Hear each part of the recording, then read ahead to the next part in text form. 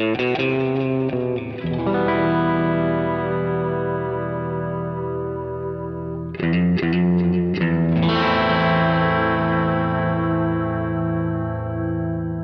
listening to Mark of the Maker.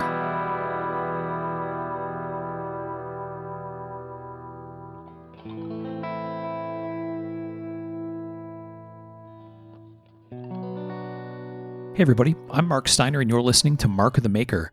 This is episode 108 of the show, and we have a special guest with us that we'll get to in a second. Let's make sure we have the whole crew here. We have Mr. Michael Birch. I'm here. We have Sean Kendrick. Hey. And we have Mr. Tom Krein. Hey, guys. So we got everybody here this time. Like I said, we have a very special guest. This is like a full circle thing for us, but I'll explain that in a minute. Let's get some business taken care of up front. Michael, you want to lead us off?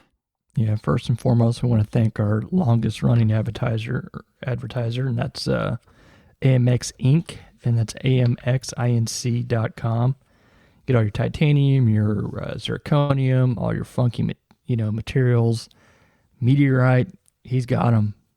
Free shipping. Go there and get the stuff. He's been good to us, so shop there, guys. Get your good stuff there. And that's amxinc.com. Thank you, George. Yeah, thanks, George. He's our buddy. We like him. Go buy stuff from George. He's got a sweet haircut. Yes. Yes. Tom, you're up, buddy. Hey, guys. I want to talk to you about Giant Mouse knives. Also our friends, and they're knocking it down as far as their designs right now. You know me, I'm always kind of drawn to the folder or fixed blade line. I was looking at some folders, but their GMF 4 really, man, it checks all the boxes for me, and apparently I'm not the only one. Blade Show West just finished up this last weekend, and they got best fixed blade. So congrats, guys. Well deserved. Yeah. Huzzah. Yeah. Check them out. Giant Mouse knives. Oh, dude, that's a good looking knife too, especially the blacked out one with the natural canvas, I'm guessing. Yes. It's a nice I think it's red. Is that it kind of looks red. Oh, yeah, it's red canvas. Huh. Yeah, it's pretty nice. Sexy. I bet that wears in really nice with a little oil in it. Oh, yeah. A little bit of double D go a long way on that one. There you go. Instagram.com/giantmouseknives or giantmouse.com, I think is the website.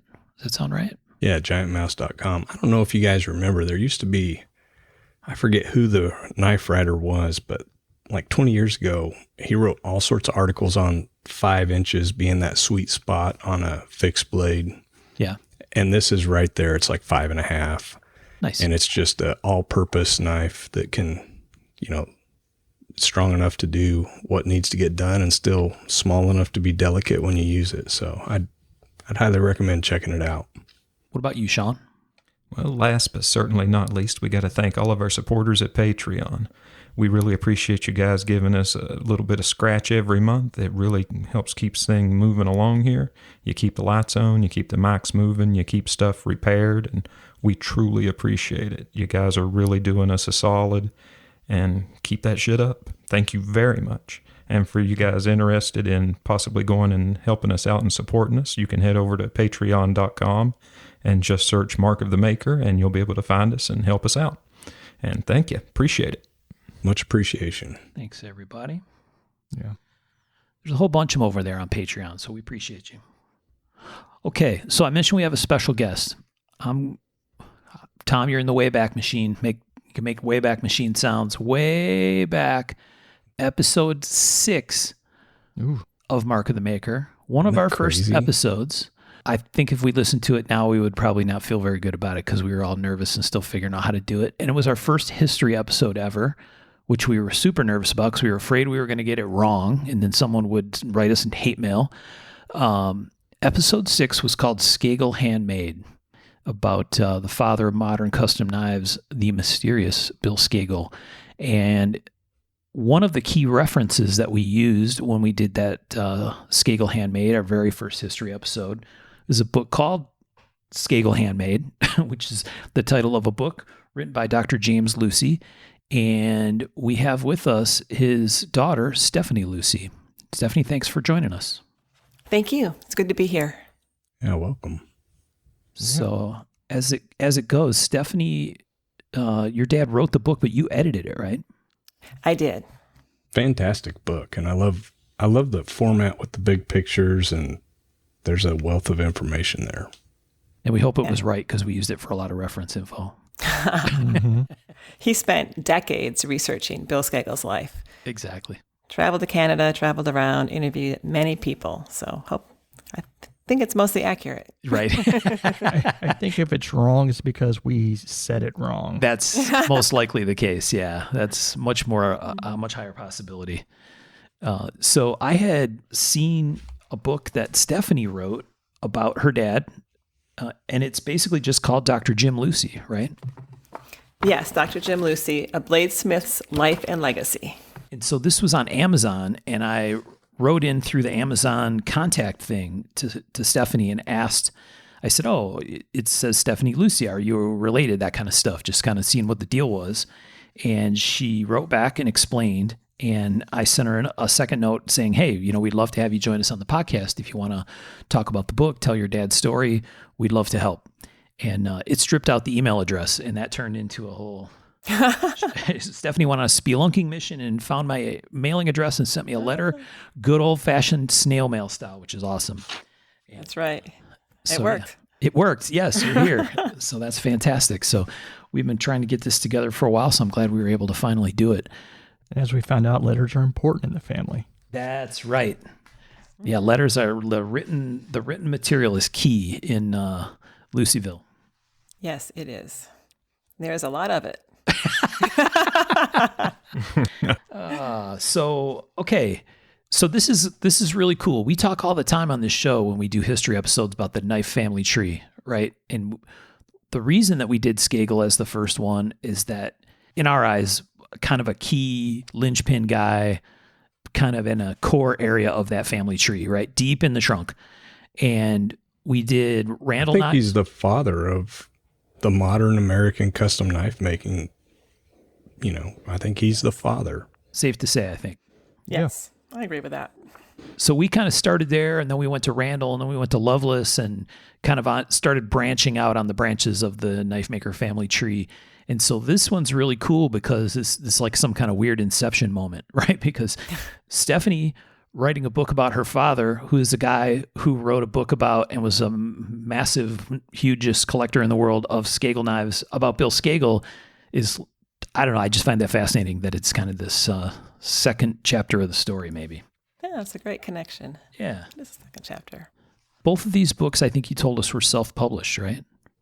Yes. So my dad wrote his in 2010, a little before that. And I worked with him on that, edited that, and we self-published that. And then he passed 3 years ago. Okay. And I never really planned to write a book. But then once he passed, I was like, wow, I really need to write a book. I need to tell the world what a great guy he was and how talented. Yeah. And there was no place that had pictures of many of his knives. Right. So I started writing that, and then I self-published that.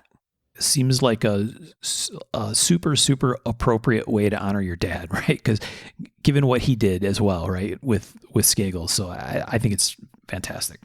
Yes. Yeah, it's a beautiful book and a labor of love. And I wish more people would write books about some of these fantastic knife makers like your dad, that there's just, like you said, there's not really a body of their work, I don't know.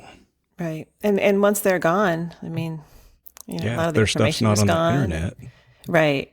Particularly in the book, I talk about a story of an expert, and everybody wanted him to write a book about all the secrets and everything he knew, and he kept talking about it. Well, then he died, and all that information is gone. Right. Yeah. So.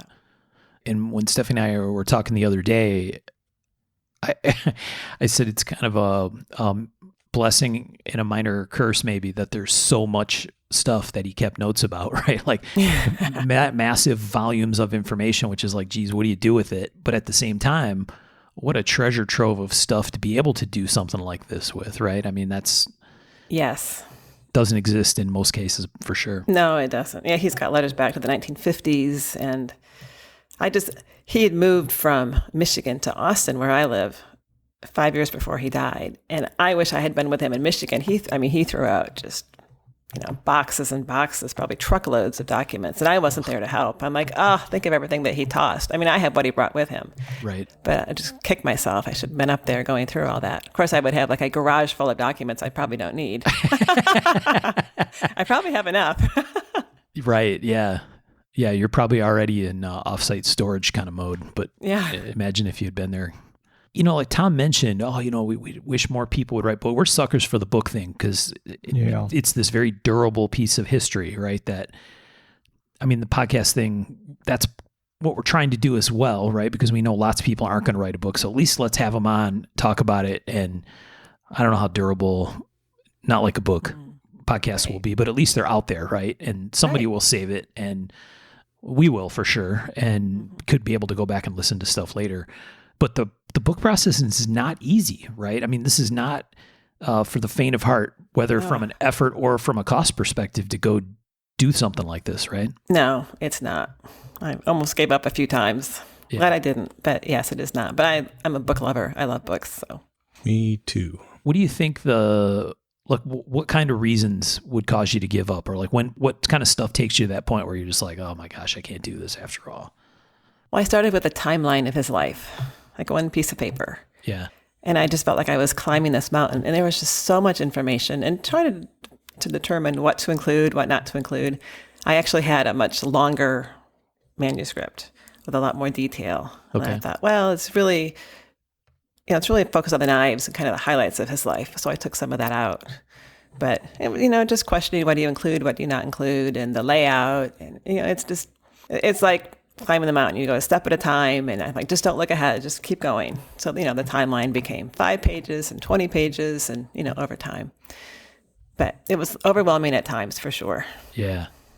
Yeah, I can only imagine. And then sorting out the knives was much more difficult than I anticipated. Right. I have some, I know where others are. And he always said he took these great records. Well, he didn't really take as meticulous records as I thought he had with his knives. And he had a numbering system, and I have a numbering system, and some of the information was different, and that was much more time consuming than I anticipated. Yeah. Definitely worth doing, and I'm glad I got through all of that. But it was not a cakewalk that I thought, the knives, that'll be easy. And it wasn't. Right. It sounds like it was sort of a sea of information that's easy to lose your direction in, right? Or like, it was. Where's this really going?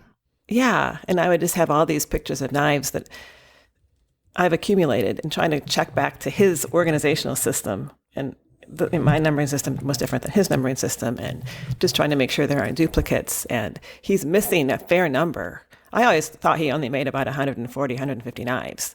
Well, I have photos of 202, and I know of at least 20 I don't know of, and I think how many more are there that I don't know of? Right. So it was surprising, and then that was just like, oh my gosh, there's even more. Do you have any idea how many knives your dad made? I think I would guess about 230, 240. Okay. I mean, I have pictures of 202. I know of, well, in terms of the stock removal, I know of 20 just in a list. I don't know where they are. I don't have pictures, just those alone. And then of the Scagel replicas, I know of quite a few that I don't have pictures of, that are not in his files. Yeah. Wow. So very interesting. I mean, some of them are numbered. He has like an envelope for each one with pictures and a lot of information. And yet there are some that aren't included at all. So, I'm like anything else. Over the years, I think you're busier, less busy. And when you're less busy, you spend more time on detail. And when you're rushed, you don't. Like the knives he made for the family aren't included. And so. Wow. But that was surprising to me that the knives took much more time than I thought they would. Yeah. Yeah, the pictures are great. They really are. They really are. Some of these are old pictures, right? Did I see notes about that? Some of them are old pictures, some are new? Yes. So of the knives in his files, he took pictures of decades ago. I don't know where those knives are. I don't know who has them. I can't get pictures of them. So instead of omitting them, I decided to use his pictures. And they were not taken to be in a high quality book. Yeah. Well, first, the technology wasn't what it is now. But second of all, he just, took a picture for his file. And instead of, I wanted to have as many pictures as I could and show all the knives that he made. I included those, but the quality is a little bit lesser. But I mean, they're still good pictures, I think. Yeah. Yeah, for sure. For being catalog your stuff you're making pictures, they're awesome, right? Yeah, when he was he was basically a professional photographer. Right. He was the photographer at the American Society of Arms Collectors, and he took pictures of a lot of places, developed them himself. He was very expert in photography. So even his practice photos, like, oh, I'll take a picture for the file. It was a very good picture because that's what he did. Yeah. It's kind of crazy, and it's going to date me, but I can remember the calendar. I remember when that came out, I was pretty excited about it. And we talked at the time, I was like, man, you got to write a book. And that was like, I looked at the date on it and it's 1996. It's the 96 calendar, exactly. I'm like, oh my gosh. I still have a box of those calendars. Oh, wow. So I've still got mine. And the whole reason I got it was to frame some of those photographs in the calendar because it's really a cool calendar. But It is a cool calendar. Yeah, he took that to some shows and sold it, and he was very proud of that. yeah, I've got one still. Yeah. The idea of doing the book, I know in the very beginning, in the intro area, at the very start of the book, there's a note from your dad that you shared. And so had he thought about the idea of trying to do something about his life, like an autobiography, or is it something that he had talked to you about, or kind of how did the book thing bubble up? Well, we had talked about, it was really more I had talked about with him, oh, you should write your life story sometime. And kind of sat down with him once and said, put down, write down what you can remember, or write down what you want to. And, at that point he was 90 years old. It was 2 pages and it was going nowhere. But in the book where it has the beginning, it has this handwritten note. That's what he always envisioned, writing a book about Scagel. And that's what he wanted in the book about Scagel. Okay. And so his book starts that way. And so I took the same beginning that he used, and he wrote that handwritten note to me because I was editing the book. And he said, I want to make sure this is in the book as the beginning. And so I have that handwritten note, which is now part of the beginning of the Scagel book. And so I put it in my book about my dad. Oh, that's so cool. That. I love that. Yes. And I love that the actual note is actually like a picture of the note is in the book. Exactly. Yep. Yeah. I kept most of his typed and handwritten letters. So, yeah. When Stephanie and I were talking, she said that her dad often just typed stuff instead of writing it down, which is interesting to think about, right? I mean, I do that with a computer, I guess, right? Because I'm a dork about, if I don't write it down, it never happens. So I'm going to write it down somewhere. And in my world, that means typing into my computer or whatever, into some kind of note. But yeah, you said he would sit down and just rattle away at the typewriter. Oh, and he wasn't that good of a typist, but decades ago, before computers, yeah, he would write letters or take notes. And it was so funny. He would write the letter and then he would make a photocopy and he would mail the letter and keep the photocopy. Right. That's awesome. But yeah, it's great for historical records. Right, Yeah. right. Yeah. I can just see him at like an IBM Selectric, just That's what it was. pounding them out. Was. Really? In fact, That's awesome. I have his last old IBM in the garage sitting there. Like, what do I do with this? That's And what he I would learned like to just type peck on. away. I mean, he never, really had formal typewriting education. He would peck away. And I mean, these long letters, 3-4 page single space and, correct the errors. And it was impressive. Well, he was a doctor, so his handwriting Right. might have been questionable. and I only say that because I worked 18 years as an ER nurse, and it's more of them. More doctors should type. Yes. It's not He an was accurate just- stereotype. Meticulous with detail. Oh my gosh. Just meticulous with details. Yeah. Was he like a one finger on each hand kind of typist? Like Pretty index finger much. on both sides? Yeah, pretty much. That's funny. A bunch of years ago, I worked for a guy and I walked into his office one day. This is in the computer era where everybody had a computer, but they were still like desktop computers in offices. Nobody had laptops. I walked into this guy's office. He was an executive. I was going to give him an update on some information. And he said, "Oh, hey, Mark. Yeah, glad you're here. I just got to finish sending this email. I got to write a couple sentences. And then, if you could just wait there, we'll be good." I'm like, "Sure." So I stood in the door to his office. 30 And- minutes later. Yeah. he typed with only his left index finger. Oh no. And he would circle the keyboard and like find the letter he wanted to hit and tap. And then he would circle the keyboard again, tap. And then he would mess up and he'd have to back up. And I'm like, oh my gosh. I felt like it wasn't, but it felt like I stood there for 30 minutes waiting for him to write these 2 sentences so I could tell him what was going on. But That was Very time purgatory. consuming. Yeah. yeah. Too funny. Well, my dad was a little better than that, but it was still not really quick. Right. And he would complain about not being able to type more quickly because he typed so much and he had these long letters. But Yeah. yeah, he did a pretty good job. I just looked at some of his handwriting. It's actually It's not bad. very legible. Yeah. For a doctor, Better than for sure. mine. It is. It Yeah, is. it's very legible. Okay, so we've talked all around the book. Let's before we get into it, because I don't want to lose this at the end, because sometimes our listeners fall asleep at the end of 2 hours. Not ours. Oh, that's right. No, Never. that's fair. Tom's made statements at the end of an episode that got him in trouble with listeners before, so somebody's listening. That is not true. That's It's mostly not true. Stephanie, where can people find the book that we're about to talk about? Where's the best place for them to buy it? The best place is a website called jimluciebook.com. Okay, jimluciebook.com. I have my own little storefront to sell the book. It is also listed on Amazon and eBay. Although I prefer eBay, off the but I website. prefer jimluciebook.com. There you go. But anything works. I got That's right. That's LUCIE. Yes. Yes. I thought that would be easy to remember. jimluciebook.com. It's solid.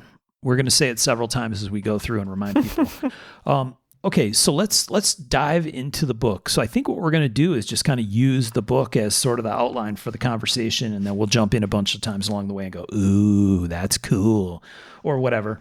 But maybe at whatever degree of detail you're good with, help us tell your dad's story, right? Like who was he? How did he did lots of stuff before he started making knives, right? Because this was a late He life did. thing for him. So I think his life story on its own is fascinating, let alone the knife stuff. So So you want to start at the beginning? yeah. Start at the beginning with us if you would. So the first part of the book has his handwritten note about a quote he wanted to use in his book. And so I've used that same quote in my book. And it starts with his youth. He was born in 1928 in Buffalo and talks about his parents. His father never finished past the 3rd grade, but went on to become, was a Boilermaker, went on to become a journeyman iron worker, and ended up being a rivet boss on the Rainbow Bridge in Niagara Falls. His mother was relatively difficult. She was very sarcastic and kind of pushy. And so our whole lives, as we were growing up, I have 3 older sisters. Our whole lives, he was never wanted us to be pushy. Don't be pushy. Don't be a pushy female. And he was never, he said, and he wrote in a letter, when he was younger, he promised himself he would never be sarcastic throughout his entire life. Make sarcastic jokes. And he never did. I mean, he kept that promise. He heard that from his mother, and he would never made a sarcastic comment, which I give him a lot of credit for. Yeah. He must have really not appreciated the sarcasm. No. Right. Wow. And people, we have, family friends, and one person will be particularly sarcastic, and it just really turns him off. I mean, he just really has a hard time with that, given his youth and how that impacted him. It's crazy how our small things, or not small things, but things when we're young can affect us our entire life. It's very interesting. Yes. Well, and it comes out, they kind of always had thought, oh, I should go to law school. I should go to law school. But when I went to law school and graduated, he was like, now don't be pushy. Wow. Okay. That's my job, Dad. Yeah, it was kind of interesting. So, and he had a brother who was 10 years younger than he was. But he was a Depression baby. So, money was scarce, and his whole life, money was important to him because they had so little during the Depression. And, his dad did okay, but his mom didn't work, and not having education, his dad, money was tight. Plus it was a Depression. So he was very focused on that his whole life. Yeah. And either here or later on, you had mentioned that he was called a punk. That was a term used for steel workers that were Yes. apprenticing. Is that where that Yes. term came from? When I saw that, I was like, wait a minute, is that? I think I made I a don't know if- connection there. I mean, they were called that. I don't know if that's how the term started or that was a term that they used. But yeah, he talked about that pretty frequently, that was the nickname when they were starting out.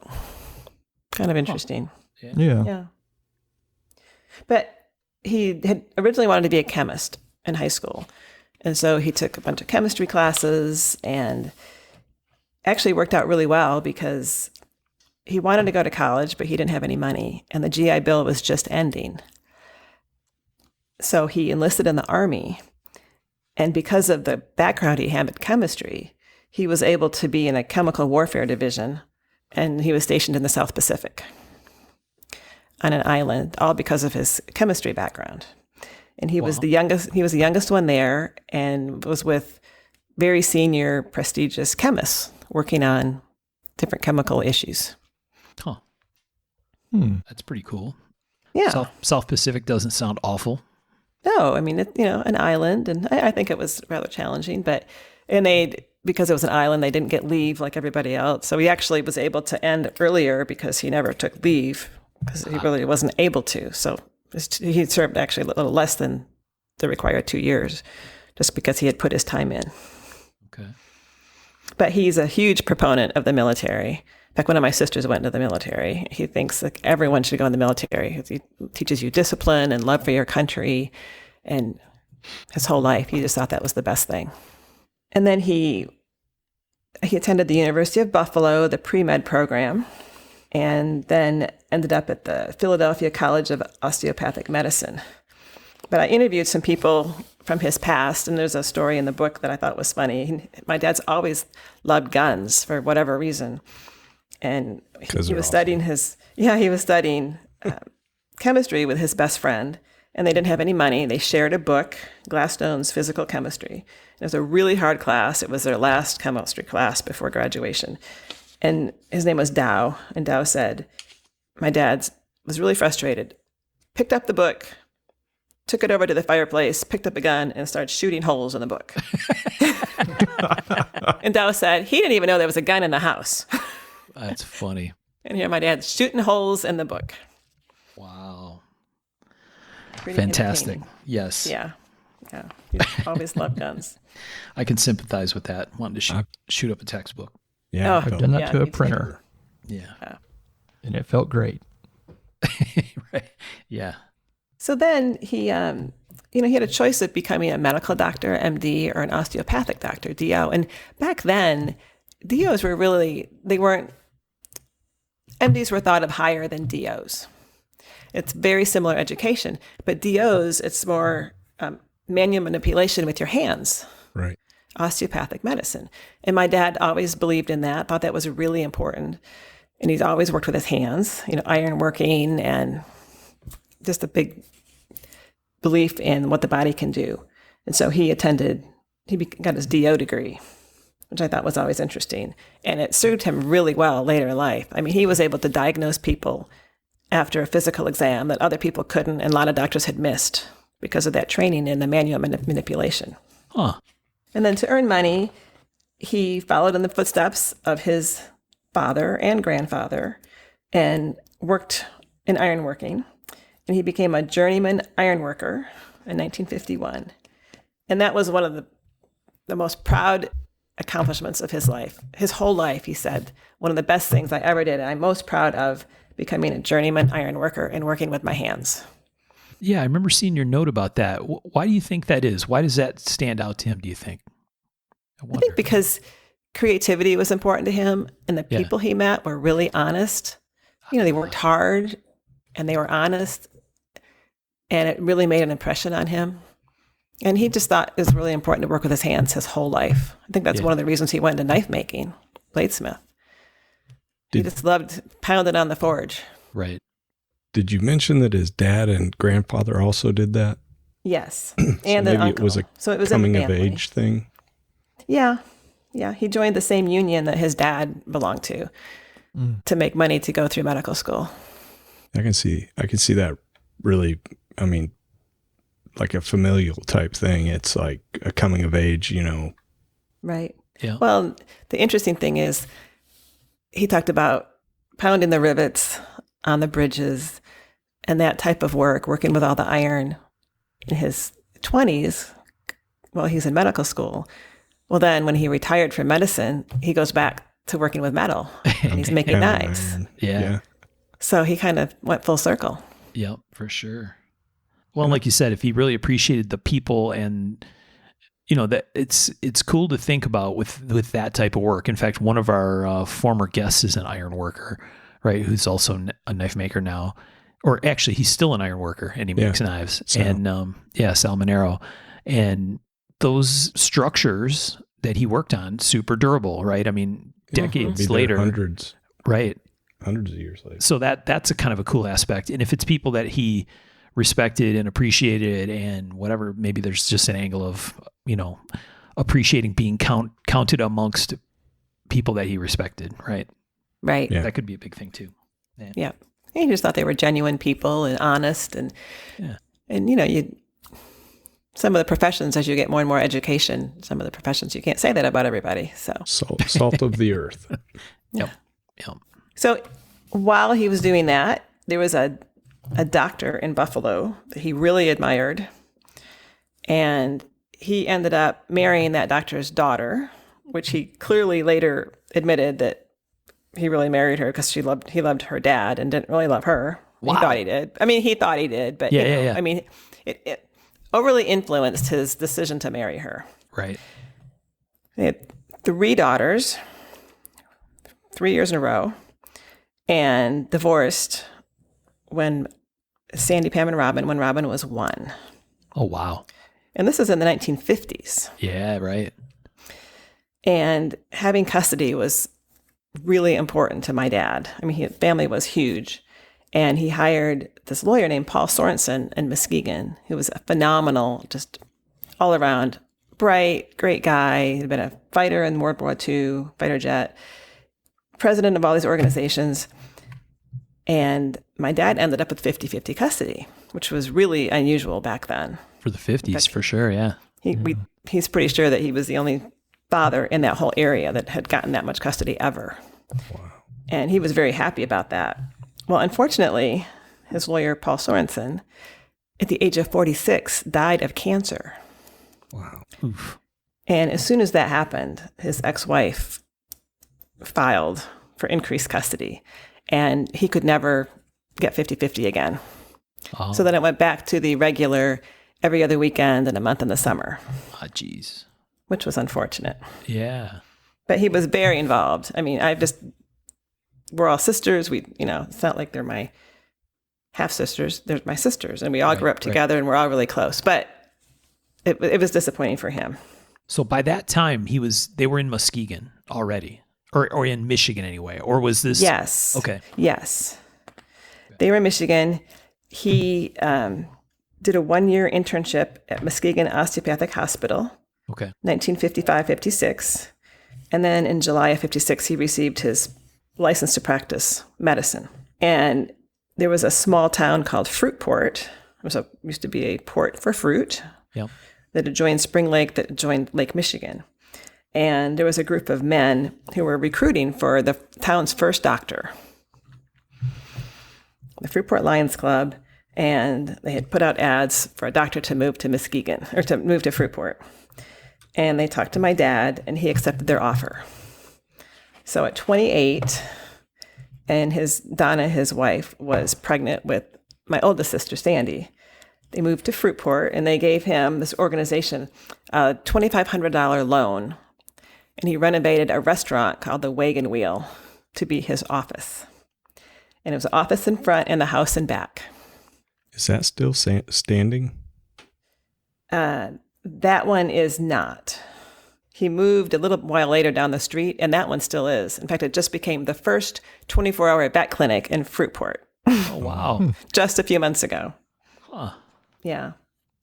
And he paid them back $100 a month. And they stayed in the house while the other 2 girls were born.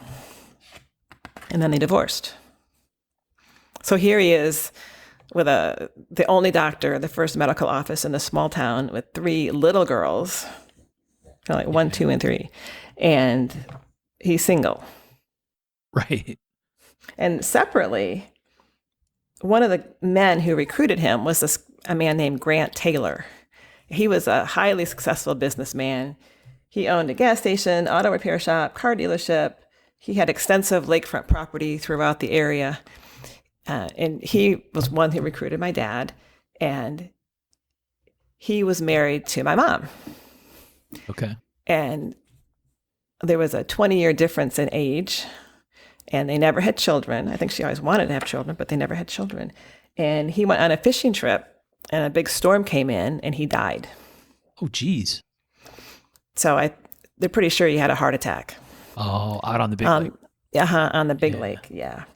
And he was actually with my uncle and 2 other friends, and it was front page of the paper for days. He was with another highly successful businessman, and there were 4 of them. 2 of them came in, 2 of them stayed on the lake, couldn't get in fast enough. He had a heart attack and died. Oh, wow. So that happened. And after that, here's my mom. She had this inheritance. She's alone and started working as a receptionist in my dad's medical office. And he was single. So ultimately, they ended up getting married and having me. Yeah. Check that out. Yeah. I'm reading a line in the book that says they're out in a 14-foot aluminum boat. You wouldn't catch me in a heartbeat on the big lake in a 14-foot aluminum boat. Certainly not further offshore than I could swim. Yeah. Just stuff happens too fast out there for me. Check that out. Okay. There was no radar probably on your phone back then either. Probably not. Yeah. No, go find me in the. There's no phone back then. Exactly. Yeah. Yeah. No. Not unless you had a really long cord. I'm just saying, you didn't know there was no weather warnings like we get now. No. And they were all really experienced. They would never have gone out if they thought there was a risk. Yeah. But again, it was they're pretty sure it was a heart attack. But they both perished. I've read all these articles on the accident and what happened. And the other man perished too, because they think he was trying to save Grant. Oh, yeah. And then the storm came in, and then he drowned. Wow. So, and he was a father of a bunch of small kids and had a big business. I mean, the whole thing was just a tragedy. Yeah. So he and my mom ended up together. And then they lived in that same house for a little while. And then they built a much larger house on Spring Lake. And that's where I grew up. My sisters grew up. It's a beautiful house. Yeah. It is a beautiful house.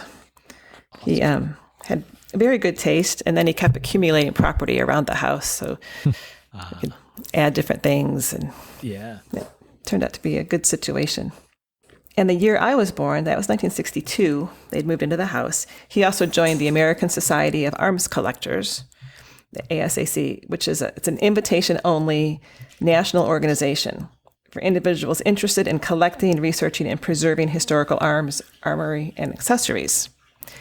And all along, probably the previous 10 years, he was interested in antiques, had been buying some antique guns. There are pictures of even his first house, and I have one in the book. There's like a trampoline, and the girls are on the trampoline, and the walls all around are full of knives and guns and antiques, and it's hilarious. I mean, we just grew up with those. He loved that. And he joined a bunch of other organizations. And it was really funny because this main one was the ASAC. They'd have 2 meetings a year, always in a different city. He couldn't fly because he would have these displays. He'd make these huge displays with these rifles. I mean, firearms, rifles, and handguns. But these huge displays, all woodworking he made himself. They were beautiful. We can't fly. So he would drive. So twice a year, and I was the only child home all the time, we'd have to get in the car and drive. And these shows were amazing. So there'd be like, the big gun room. All the guys, and this is, the 60s. The guys all sit in the room all day long with their displays, and they talk and compare and all this stuff. They had these really boring historical tours for the wives. Stick you on a bus and bus you to go look at some historical thing that, a 6-year-old, 10-year-old, 14-year-old. I'm like, oh my gosh. Right. Twice a year, every year, we have to go to these. And if you miss too many meetings, you would be expelled. And they were very particular about that. Plus, my dad didn't want to miss them. I mean, he, wanted to go. So what I remember is a lot of vacations at gun shows. Yes. Yeah. But he loved it. He met a lot of people. He ultimately became president of that organization. He was in that organization for like 58 years. Oh, geez. Won a lot of first place awards, met a lot of really interesting people. But then he also joined, oh my goodness, gun organizations in Kentucky, Ohio, Texas, all these things. Well, they all have similar attendance requirements. And so I found letters in his files saying, if you don't come to the next meeting, you're out. Wow. Because he joined so many, because he loved antiques, collecting, and guns. But, he also had a very busy medical practice. And his heart was with really the national organization. Right. So it was kind of interesting. But he did really well. He made a lot of money collecting. He had a knack and he taught himself, learned from other people. He could tell if an antique arm had been repaired and someone didn't want to admit it had been repaired. Yeah. Kind of the history. And so people started hiring him to do appraisals, to see if he could find any repair, any damage. He was a judge for the National Rifle Association. And we grew up, this was just a huge, I'd say hobby, but it was almost like a second full-time job. Right. I like the part where you put in there that they use their scopes to check out the inside of the barrels to see if they'd been messed with. Yes. So then other doctors, a buddy with him would take a scope too. So they can look at the inside of the barrel. Once they talked about that, the doctors would be carrying scopes in their back pockets to check out the guns. Wow. Yeah. And he bought a lot of individual pieces. He also had a knack for buying these huge collections, and then he would sell the pieces off and sell them for far more than he paid for the collection. Right. And he was really patient. There was one large collection. It took him over 10 years. I mean, he talked to the owner, and they didn't really come to an agreement on price. It was an older gentleman. And he ended up in the hospital, and the court appointed someone. And so my dad had to deal with that person to buy the collection, and they didn't agree to agreement on the price. Then the man passed away, and then there was the executor, and they finally did reach agreement. So my dad was able to buy it, but he hung in there for 10 years trying to buy this large collection. Yeah. There are quite a few stories like that. How did he find the time as a young father, with his practice? He was a bit of a polymath. He did, like you said, he built those displays. He did a ton of woodworking, stock market stuff, collecting, the family. That's a lot of stuff. It was a lot of stuff. And early on, he would be home. He wouldn't necessarily spend time with us. And I put a quote later in the book that he really regretted not spending more time with us as we were younger. Yeah. He was so focused on making money. And he thought his medical practice, he could make money. He could make money with these guns, make money with the stock market. And, we would be all in the same house. But, he didn't come to performances at school. And my mom did all of that. She did, all the budgeting, all the bills. I mean, she really held everything together. So he could go off and do all these things. Yeah. And she loved it. I mean, she devoted her life to our family. And it worked out well. And as much as that might not be typical for today, it certainly was typical then, right? It was very typical then. And my she dad loved was, it. Yep. My dad was born in the same era, and same thing. The Depression really, it really messed with a lot of people. I mean, they just had that fear of not having anything again, and providing for the family, and that just was all encompassing and just burned them from the inside. Yeah, that seared him. I mean, his whole life. Yeah. It was just a depression baby. Yeah. And he was incredibly busy.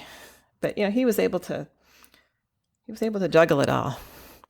And when he was really busy with his medical practice, then he'd do a little bit less on the guns until he had time, or he'd make the displays late at night. I mean, he managed to fit it all in, but he was incredibly busy. Yeah. It's safe to say your dad didn't have a lot of downtime. He did not have a lot of downtime. And my sisters and I are very similar. Yeah. We're always going, always doing things. I think that just came from my dad and growing up in that environment. Right. But I liked that you said that he got to, at night, he would have, what was that drink with your mom? Scotch and soda, Black Bull. That's what it was. Yeah, after work, they'd sit down in the gun room and get out their Scotch and soda, their Black Bull, and talk about the day. And then she would have dinner ready, and they would have dinner.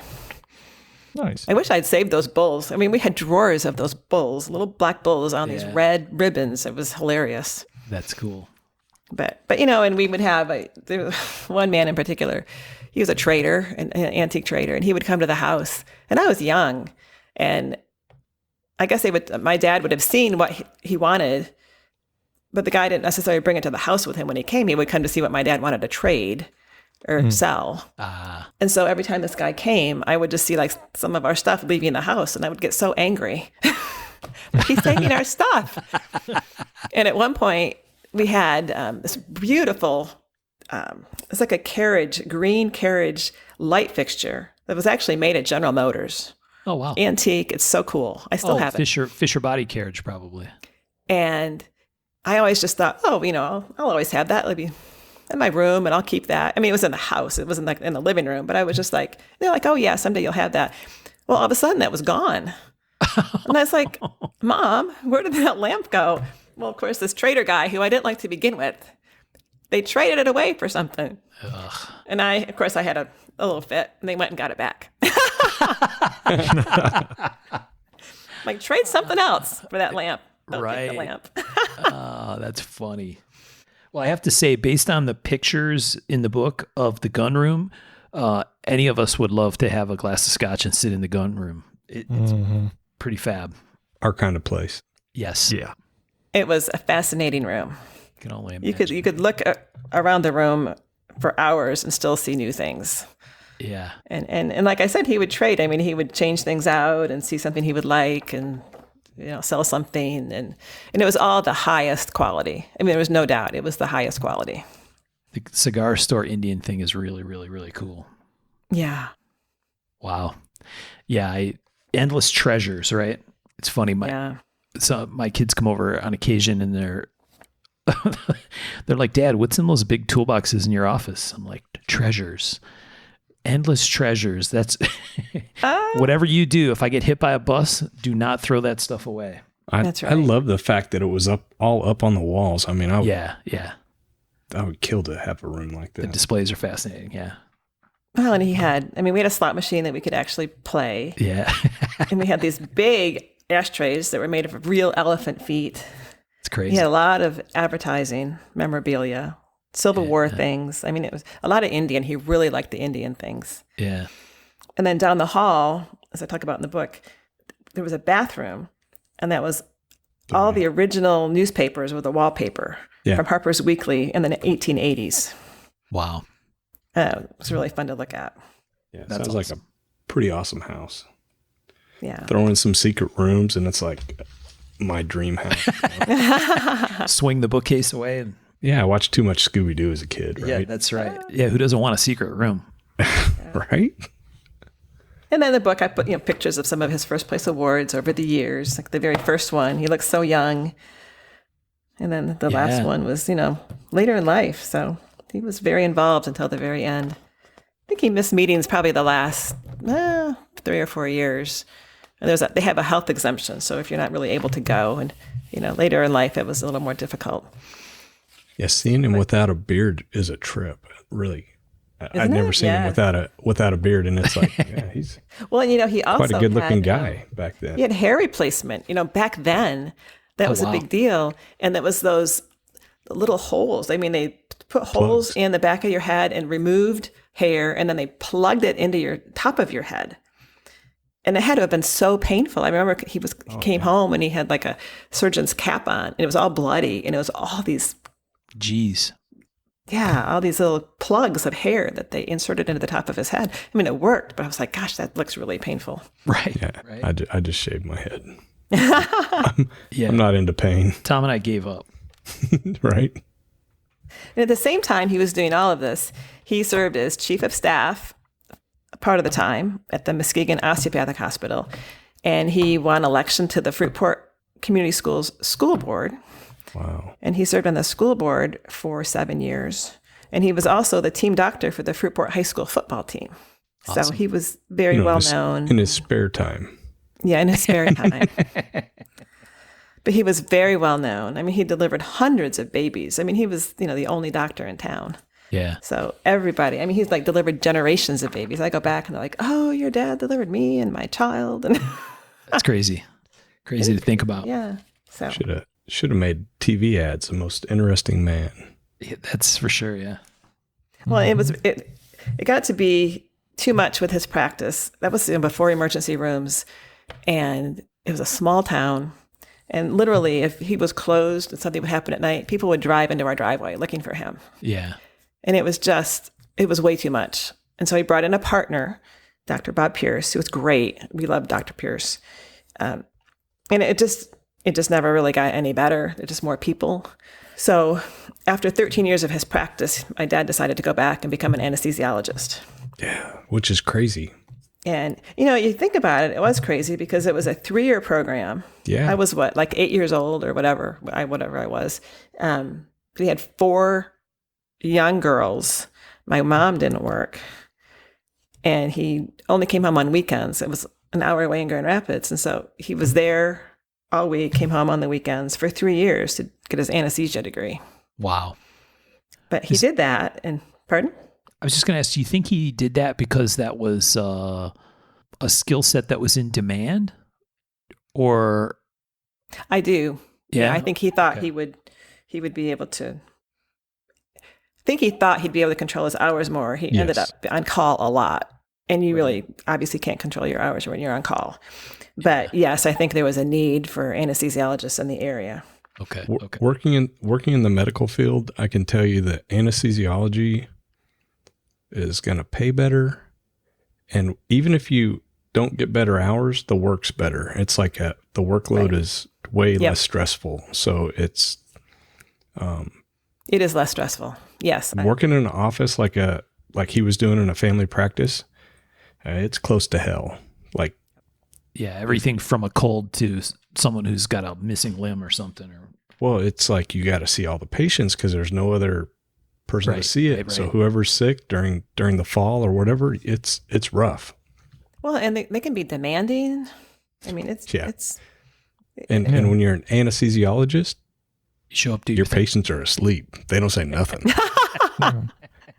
Well, you said in your book that they would show up at the house and, at all hours just because they needed them. Right. Yeah. I'm sure that was overwhelming. Well, there's downtime in anesthesia too. Obviously, when you're in the operating room, right, you need to be aware and checking on things. But he would take the Wall Street Journal in and, teach his friends how to invest, and probably more in the locker room and in the lounge than in the operating room. But it was definitely less stressful. Although it was very, still very high malpractice rates for sure. Those malpractice insurance rates were very high because obviously it's life or death. Yeah, right. But he liked that more, and he formed his own practice in North Ottawa Community Hospital. It was in Grand Haven, and he didn't know he would have a job when he came out. He wrote a letter and tried to get a job, and was able to open his own anesthesia practice there and work at the hospital, and that worked out really well. He was there until he retired. That's awesome. But yeah, like doing that while you got kids and you've got, for 3 years. Yeah, that's hardcore. Yeah. That's, you think, 1 year's one thing, but yeah, it was 3 years. But yeah, wow. He said he had to get out of the family practice. It was killing him. He said he wouldn't have lived very long if he had to keep doing that. Yeah, I can see that. And so in the book, I talk about his whole life, but this time period, he helped so many people. First, he treated everybody the same. I mean, whether someone came to work on his house or a really wealthy person came over to trade guns, he treated everybody the same, which was great to see. But he helped people.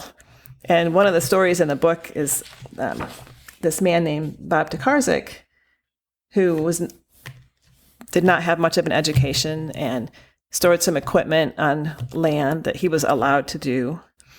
And he went and repaired all kinds of things for people, sewer lines and plumbing. I mean, you called him, he was there. He was very loyal.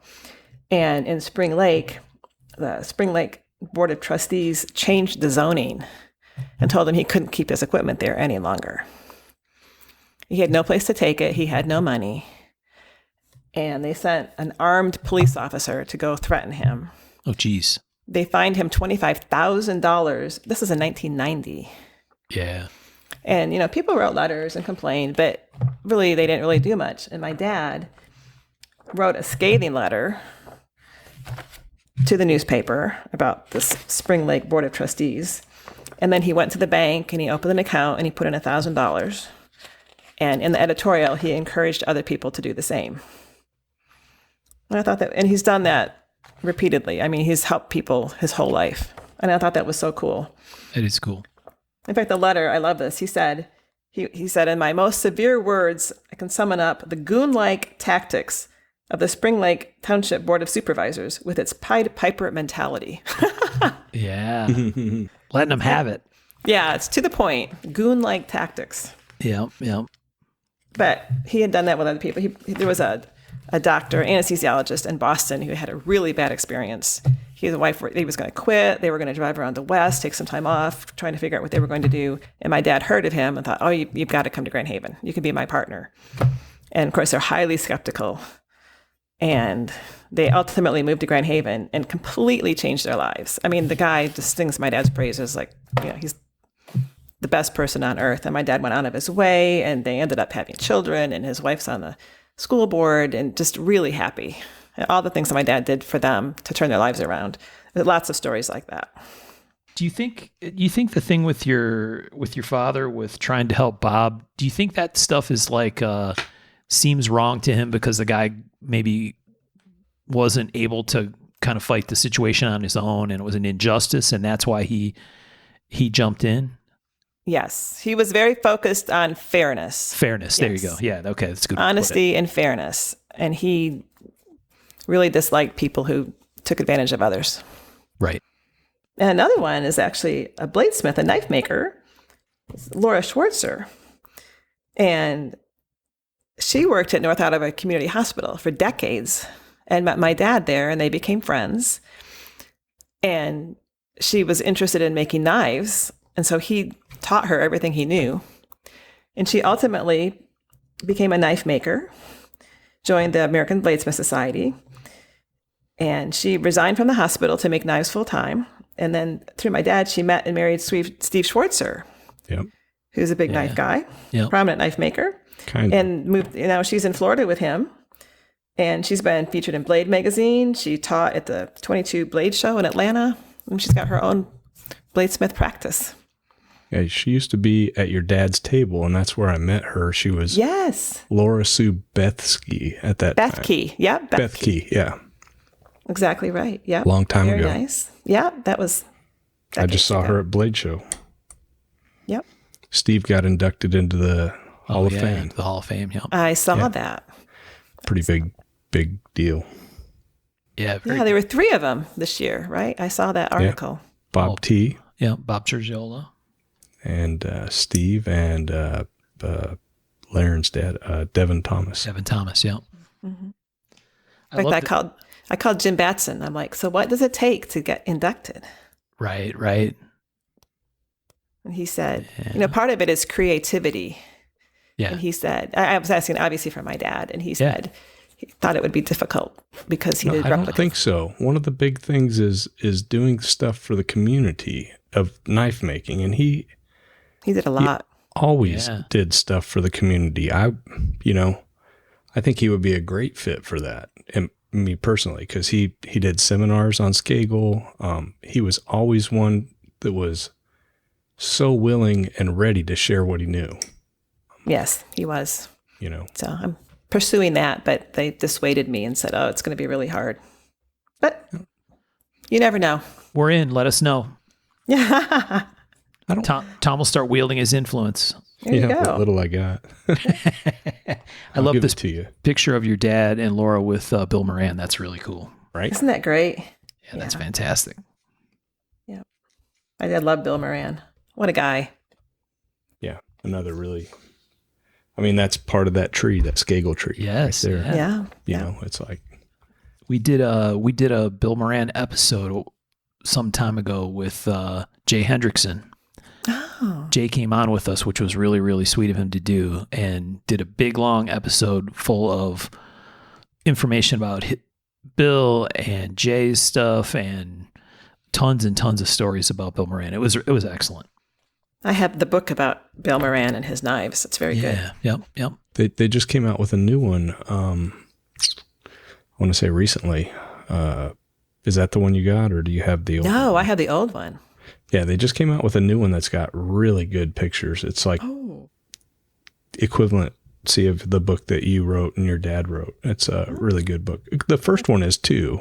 Yeah, but it's older. But, yeah, this one it's pretty nice. Oh, I'll have to look at that. I'll have to buy that. Like Mark said, we're a little bit of knife nerds, and I really go down the book rabbit hole. Yeah. Yeah. So, we grew up in Fruitport. In the book, I had a couple funny stories. My dad, he was such a character. He collected these cannons. So we had this really big cannon. There's a picture in the book.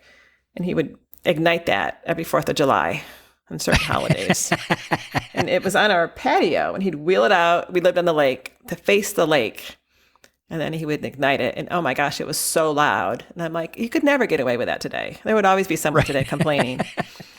And then he had a small cannon, and he would go to a friend's house who lived on Lake Michigan and ignite the small cannon. And one time they did that. He lit the cannon, and his windshield, the windshield of his car burst immediately. That's awesome. Yeah, but definitely a character. Yeah. The cannon picture is awesome with you as a little girl walking around on the patio next to the cannon. Isn't that so funny? That's fantastic. It's like my sister's jumping on the trampoline with all the guns on the walls. And to us, that was just normal. It's just normal, right? Yeah. Not to other people. Oh, that's so cool. But he was very focused on family and me and my sisters. That was just so important to him. And I have a quote in the book about the regrets he had from not spending more time as we were younger, and saying, going forward, it would be different. Yeah. So, and he was as we talked about, an avid writer. Oh my gosh. He wrote letters to us all the time, and, handwritten and typed and multi-page, and what was going on and how important we were. He'd tell us that constantly.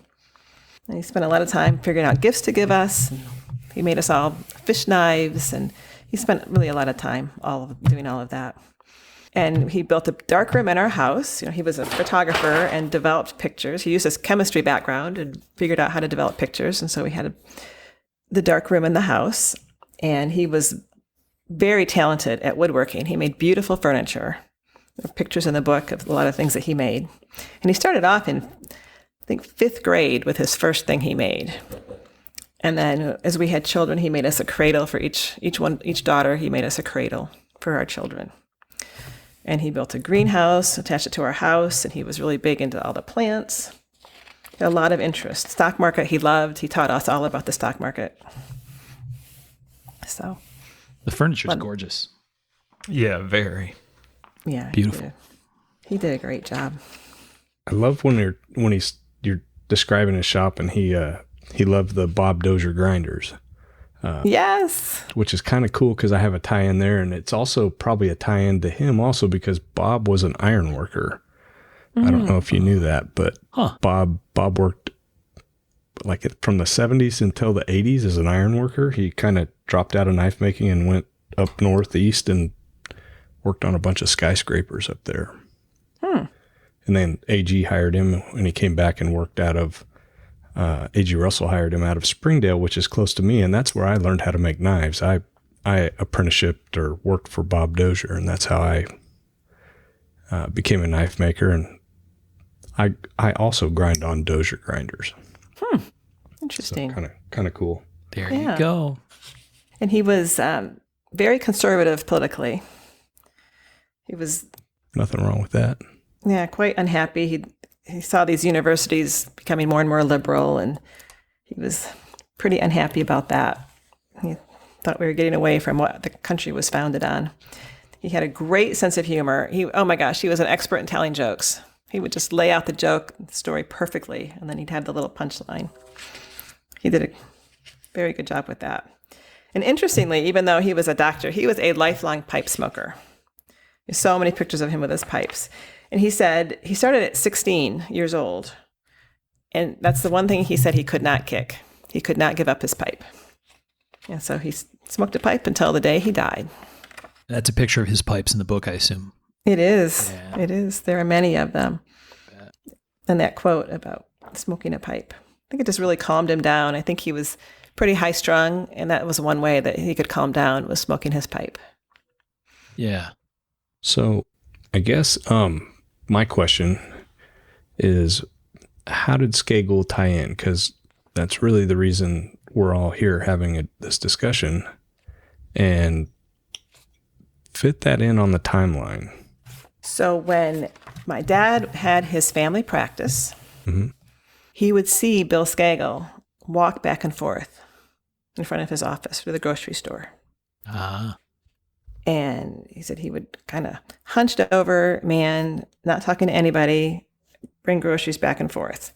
And my dad said he asked who it was, and they said he's the reclusive town blacksmith, is what he was told. And at one point in 1957, right after my dad opened his practice, Bill had a wrist injury, and a neighbor asked my dad to go treat Bill's wrist. And that's how they first met. And my dad said Bill Scagel really disliked doctors, didn't trust them, didn't want them, but he really didn't have a choice.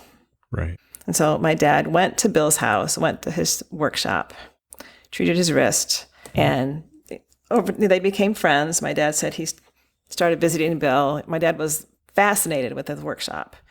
Well, and I would imagine that your dad's history with ironwork they kind of hit it off. You know, they had the common thing. You know, he wasn't just totally hit it off. Yes. And high and mighty doctor. He was a blue collar worker. Yep. And there's quotes in the Scagel book, and I describe it in my book too, that my dad said that going into Bill Scagel's shop was like going back 100 years, and just all the machinery and dust over everything. And Scagel built most of that, or all of that. That's so fascinating. He was so talented, and he would build a lot of those things.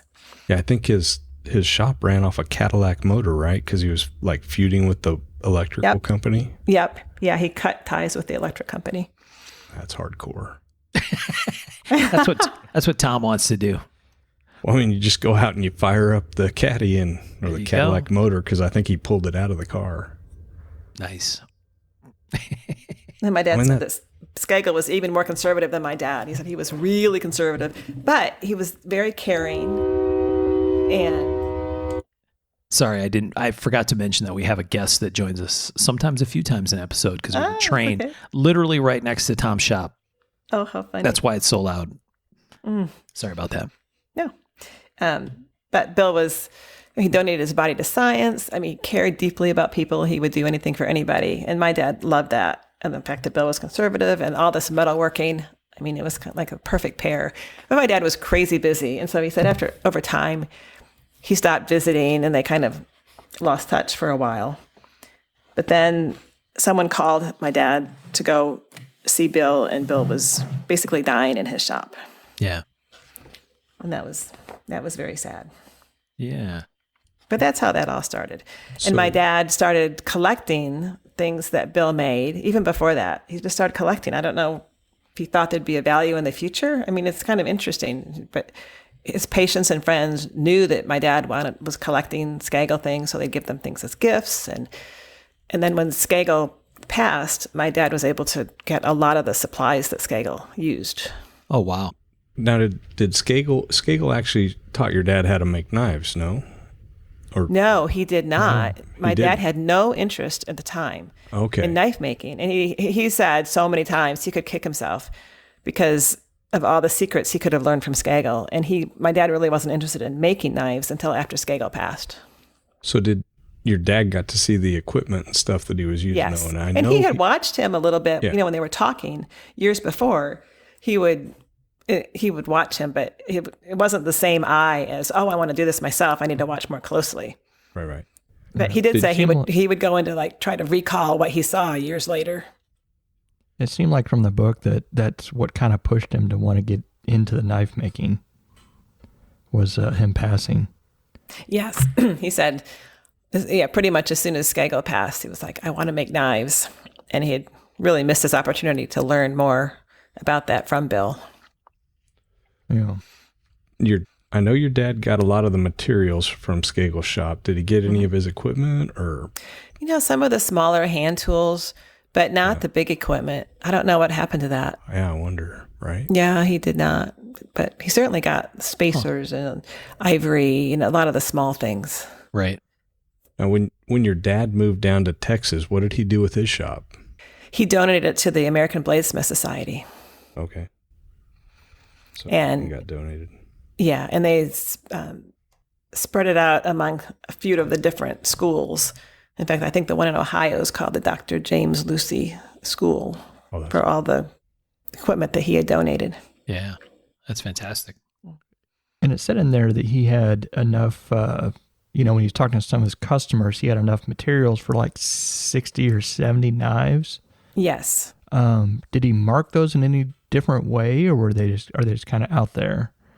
He segregated them. They were all in separate boxes that were labeled Scagel. Okay. And when he made the knives, like in his files, it'll say Scagel spacers or Scagel, whatever. Wow. Metal. Awesome. So, and I put that, like in the pictures, if I knew they were Scagel, I marked that in the description. Yeah. But I've got that all from his notes. And then he, collected Scagel things. And, there's a funny story I put in the book about this actor, Steven Seagal. Because my dad was bidding on, and this is a time when the Scagel's knives were going for higher prices than when my dad started. And Steven Seagal had sent someone to represent him at this auction to buy the Scagel knife. And my dad outbid him and won. And so Steven Seagal called my dad and apparently was pretty rude on the phone about how my dad outbid him and, how dare he. And my dad had never heard of him before. And here he's telling my dad he's a movie star and like it's supposed to mean something. Of course, that meant the opposite to my dad. And then I get this phone call. He hangs up. I get this phone call. Babe, do you know a Steven Seagal? Well, I know of Steven Seagal who acts. Yeah. Very funny. Too funny. Yes. And then I have a letter my dad wrote to somebody, and it says that he got so nasty that I wound up telling him he was an asshole. And then he told me, and friends have told me, including I think Kevin Cashin too. Other people have told me that my dad hung up on Steven Seagal. Yeah. And the guy called back and said, don't you hang up on me. And of course, my dad hung up on him again. So kind of a funny story. That's pretty awesome. It is awesome. And so my dad wrote Seagal a letter, which is in the book, a very nice letter, inviting him to come and look at his Scagel collection, which he never did. Shocking. Come look at what you couldn't get. I know. Yeah. It's like rubbing your nose in it. Yeah. Yeah. It's a very nice letter, though. Yeah. It is a nice letter. And he sent information in with the letter about Scagel. Mm-hmm. Yeah. And his wrap up to the letter, if I come across any that I don't want or I can't afford, I'll be sure to let you know. It's very nice. Yeah. Yeah. Kind of funny. The minor finger in the eye, but I know. that's the kind of letter Tom writes me. It says, "Oh, I got your dream knife, but if I see another one, I'll let you know, buddy." Then you can't have it. That's See one you can afford. Yeah, right. Mark was looking at a knife. He didn't buy it. My son did. Foolishly. And then my dad talked about all the people who were important to him and who helped him in knife making.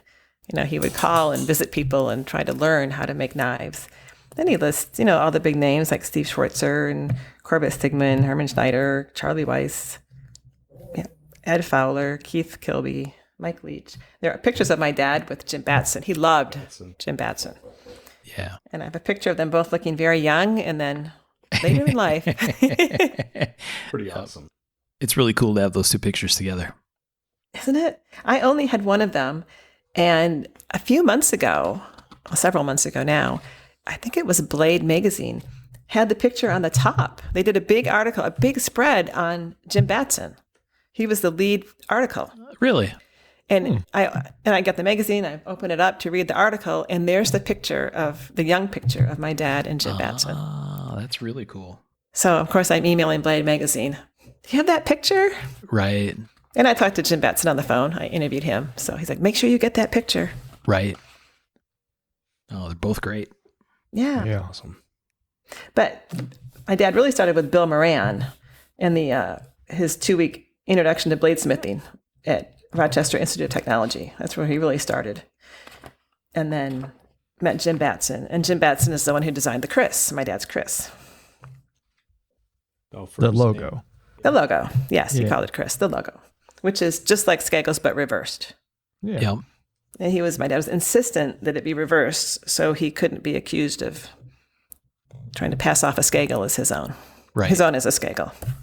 Yeah. And I find it interesting that you mentioned Schwarzer, but his wife and your dad, was it the Journeyman they got at the same time? Yes. Laura Sue. Yeah. Yeah, Super cool. Yeah. That's cool. And I think Moran was one of the judges. He was. So in 99 is when my dad got the certification of Journeyman Smith. And he was very proud, just like Journeyman Ironworker. He was so proud of doing that. Oh, I bet so. How old was your dad when that happened? 99, he's born in 28. Yeah. Wow. So 70. yeah, he's 70. Crazy. Wow. That's awesome. It seemed like when he got something in his head, it was like he was doing it Yes. and he was going to do it well. Yeah, Or not at all. Head. Yeah, it's going to be perfect or not at all. Yes. In a lot of things. not just a Yes, not just a exactly. couple, a lot of things. Right. Yeah, he's very talented and he knew so much about so many things. One of my favorite blade show has classes, right? Like during the weekend there'll be like an hour class and your dad taught one and it was on Scagel. And one of the things that I really thought was cool, he had a bunch of copper work that Scagel had done, and he talked about the copper work a lot.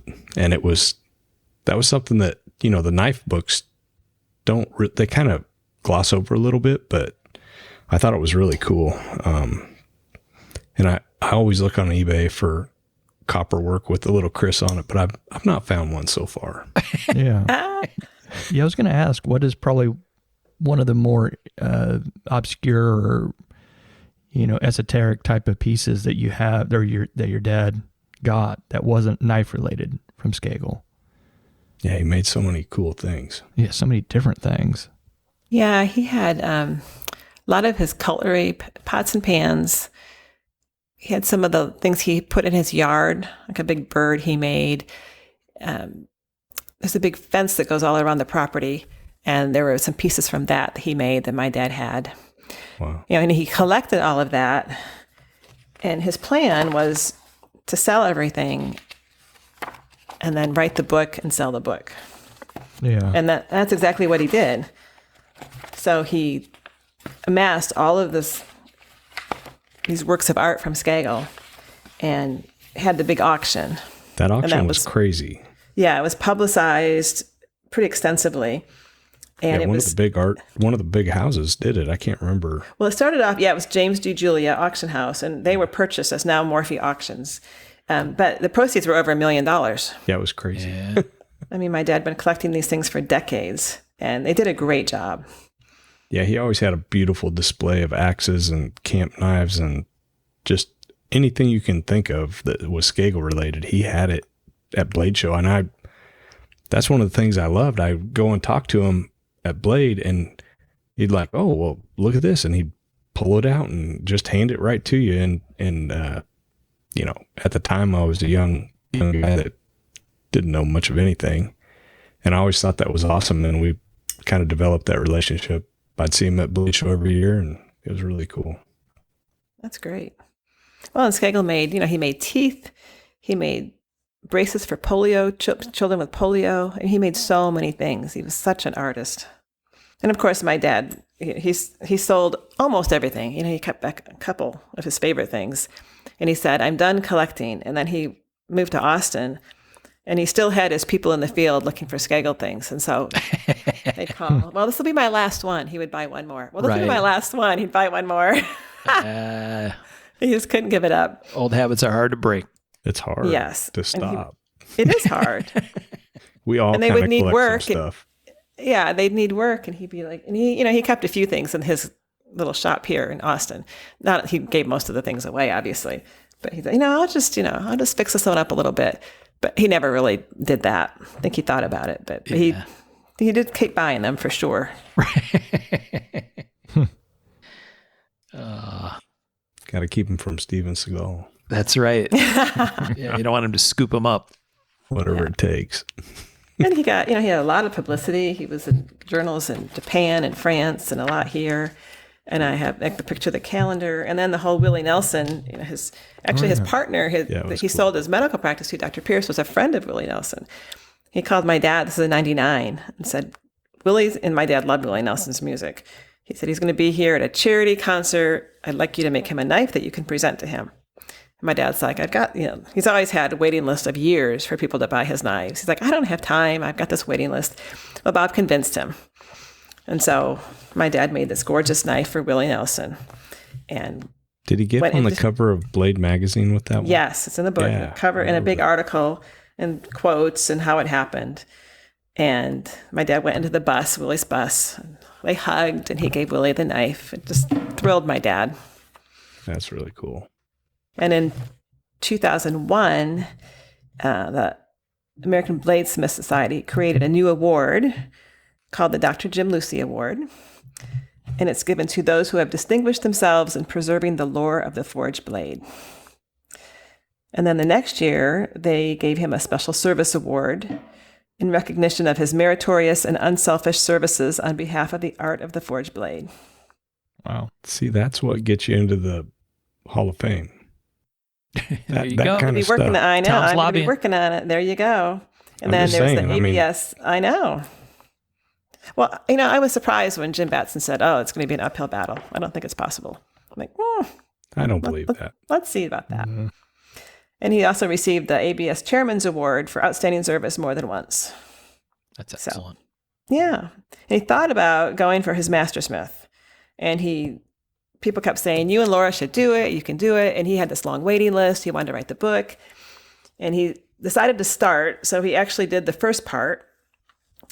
And he created the Damascus knife. And he passed that first part with Kevin Cashin. But it was such an uphill battle. I mean, there was so much more to do. Yeah. And he decided that he wanted to be equal with he wanted to be a peer with other bladesmiths. But that would have taken so much time, and he really wanted to do the book, and he really wanted to get through his waiting list. So he stopped pursuing the mastersmith, which made sense. Mm. Yeah. That's based on all, I never had the pleasure of meeting your father, but based on all the description and everything I've ever heard about him, that's very on point. It doesn't surprise me that, right? Maybe even if it was a little bit of a selfless decision, right? Because he really wanted to do the book for good reasons, right? Mm-hmm. To preserve the history and stuff. So, yes, and he had a really hard time getting enough momentum on the book. He would start and stop. I mean, he was so busy. My mom had breast cancer for over 4 years before she died of that, and that took a lot of time. He traveled the world trying to find treatments and ways to help her. Yeah, and he still had his practice, and he's trying to write this book. And it took him a while. And I have all these letters. He was in touch with like Mary Scagel, Robert Scagel, Bill's family. And I have a letter saying, I'm going to finish it this summer. And like 10 years later is when we finally published it. I mean, it just took a long time. But he did it. Yeah. That's the one thing he really wanted to do was write the book. And he wrote the book and sold the collection. Wow. He said the whole thing was a culmination of a dream he's had for over 40 years. And he stayed in touch with Bill's relatives for years. Yeah. I mean, they got along really well. So they would have been like brothers or sisters or? Age-wise, you're saying? No, I don't think he had kids, right? So it would had to have been. Yeah, he didn't have kids. Yeah. Yeah. Like his brothers or cousin, sisters or cousins. I think a sister and a cousin, yes. Okay. Yeah. Because I don't think he ever married. He married twice. Oh, yeah, that's right. He did. And divorced both times. Yeah. No, his first wife ran on him. Like a neighbor sent him a letter and said, "How can you be so blind? Your wife is that bitter, carrying on with somebody else. Bitter towards women or something." Yeah. Well, she just left him. She cheated on him for a long time. Apparently everybody knew except for Bill Scagel. And she left. And then I guess the second one was a disaster. So, fact, my dad went and found the actual court documents from the divorce and put them in the back of his book. Yeah, I do remember that. Yeah. And his quote was, it makes desperate housewives look tame. And he said, "This is 1920. This is unbelievable." Right. Or whatever year it was in that time frame. There's nothing new under the sun. No. No. That's true. Yeah. Very cool.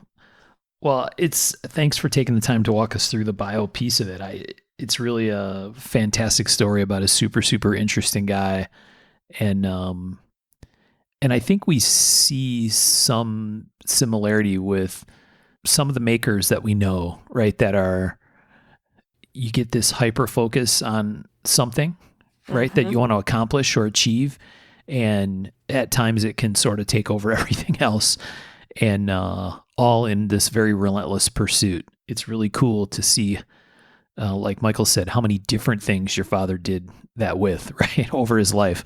Yes. Whether it was his practice or his work or the antique arms stuff, or clearly the home that they built was gorgeous, right?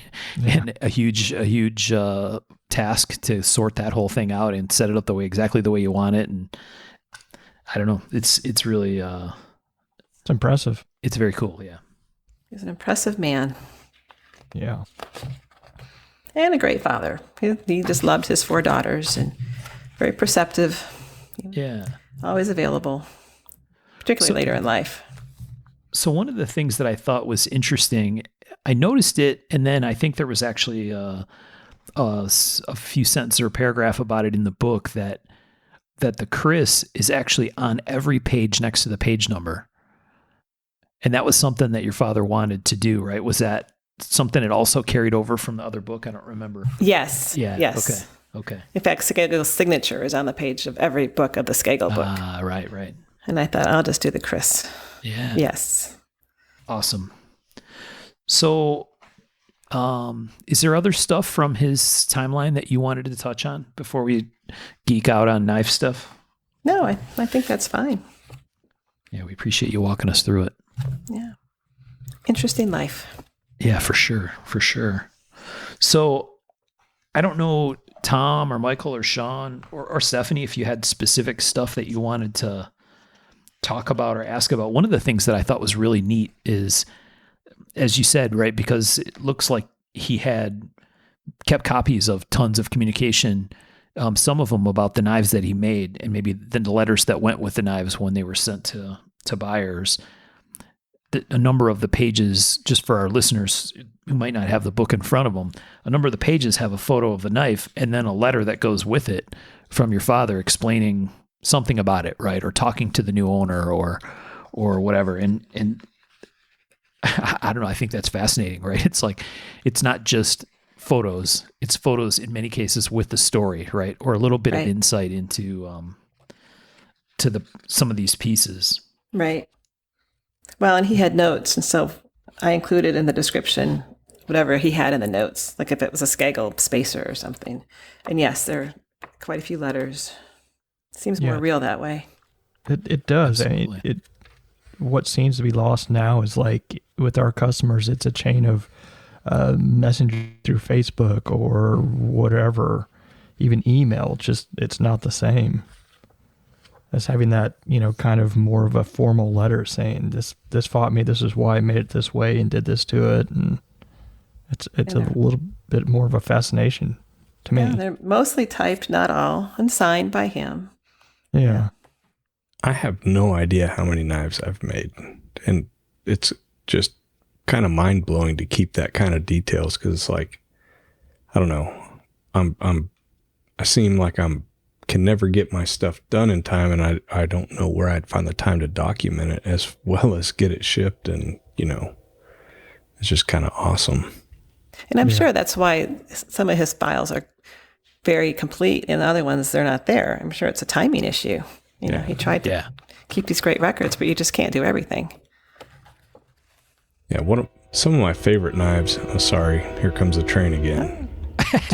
busy night tonight, apparently. All kinds of freight moving down the line. This is like the 4th or 5th one that's come through. It makes me want to play a Johnny Cash song every time. Well, yeah, but we got to do Willie Nelson. Yeah, But, Willie Nelson. Yeah, Willie Nelson, That's for fair. sure. All right. Yeah, some of my favorite knives of that are in the book are the folders. Oh yeah. They've always intrigued me, and I've got to handle a few of the Scagel ones over the years. When I worked for A.G. Russell, and then your dad would have seems like he might have had a few at the show. They're hard to make. Really Yeah, hard to make.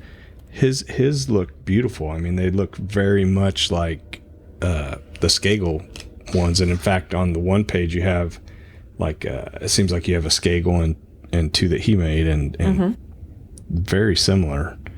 But I love that full scale stag, and they're very rustic, but they're also very, very well done. So yeah, really like those. He was very particular on how they open and close. He said a lot of them didn't open and close the right way or sharp, cleanly enough. He was very focused on that. A good snap is what he said. It has to have a good snap. Oh yeah, and I love seeing that he did fighters and daggers and stuff. It's like, I don't know, Scagel was he had a pretty wide range of skills, and knife styles that he made. And as I looked through the book, it's like your dad basically kind of did all of it also, which is really cool. And they all are very, it's interesting because your dad researched what made a Scagel, and you've got some of that in the back, and that straight tang, the spine and the tang coming off, so the handle's high. It's very, if they were marked different, you couldn't tell the difference. Right. No, I agree. It's a beautiful sheath work too. Yeah. The first 15 knives, he did not do sheaths, and he didn't plan to. And then, his motto was, I have to do everything. I don't want to have anyone do anything else. And so I talk about in the book, he went to see, I think, Kenny Rowan and learned how to make sheaths and other people. And after the 15th one, he started making sheaths. And they're just beautiful. Yeah. I mean, just beautiful. And in a variety, different types. Yeah. And they fit really well. Yeah, I really like some of his big camp knives. Yeah. That's right. Like on 46, 146. 146, yeah. 152 for me. What's that? 152. I was going to, you guys had to pick one. What would it be? And mine is page 152. That is That's gorgeous beautiful piece. Yeah. Well, the funny thing is, on page 147, there are these two large knives, camp knives, and there's a story about how he did the largest one, .com, and somebody ordered it, and then they lost all of their money. And that was in 2000. But on page 156, he actually inscribed in the sheath, "This is the largest knife I've made." And that was 5 years later, and it's actually a smaller knife. So I guess he forgot about that larger one. Yeah. Well, I know it's possible to do that. 100%. Oh, yeah. I've got a drawing here in my shop, and I was like, I kept telling myself I need to make this. And then one of my good collectors put up his collection, and there it is. I'm like, I guess I already made that. Oh. I do not remember making that knife, but obviously Well, you make so did. many. That's understandable. Obviously, I did make it. Yeah. It's really crazy. We asked Tom to take his best guess before, and it's in the many thousands, right? Oh, yeah. Wow. Maybe more Probably. than 10,000. Yeah. That's unbelievable. Yeah. Well, That's a lot. this is 30 years, Yeah. Right. and He makes like 50 a day. Yeah. no, over the last 13 years, I've probably averaged about 20 a week, so maybe more. Yeah. Wow. So, yeah. Captain Prolific. Yeah. And I have no idea.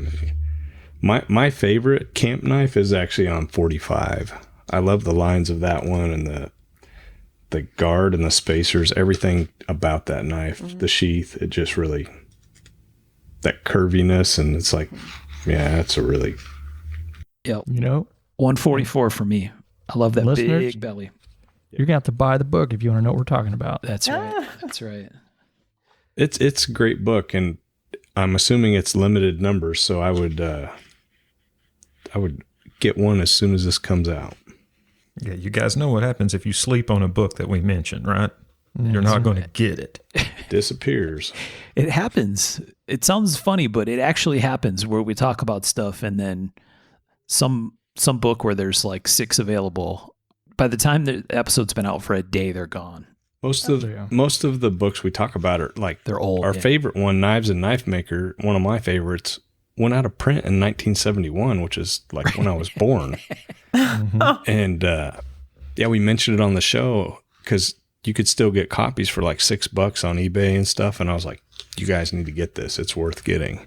Next thing you know, they're $200 or $300 a pop. Yeah, they went to collectible somehow. I messed up.